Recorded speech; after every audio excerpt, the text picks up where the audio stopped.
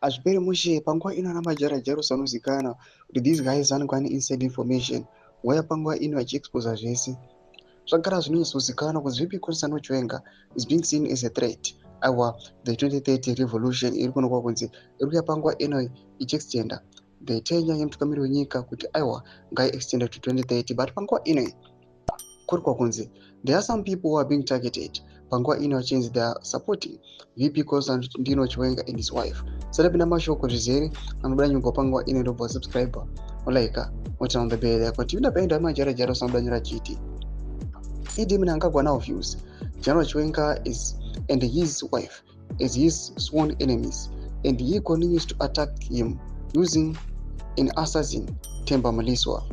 Chiwenga is hard on corruption and the molestation of constitution. Also targeted is Anselm Sanyatwe and General Rugeje.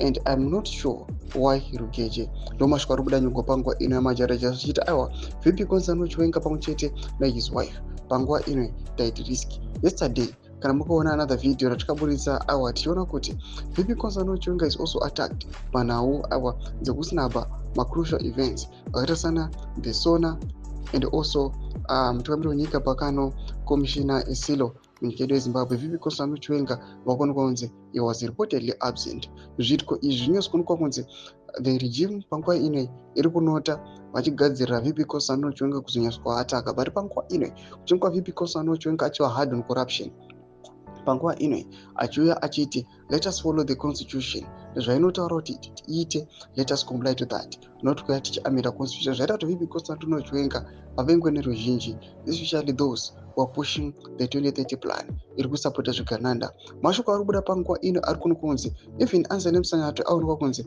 anga ariwo mukuru wekune wemauto he was retired now ava kusports zvichazobuda pachena kuti there is a calculated path iri kuonekwa kunzi it is going to install aiwa the 2030 plan nezvigananda. Atiudze mafungiro enyu muri kudii pamusoro pechiitiko ichi nakuno section yedu zvafungiro enyu subscribe like chat on the bell icon.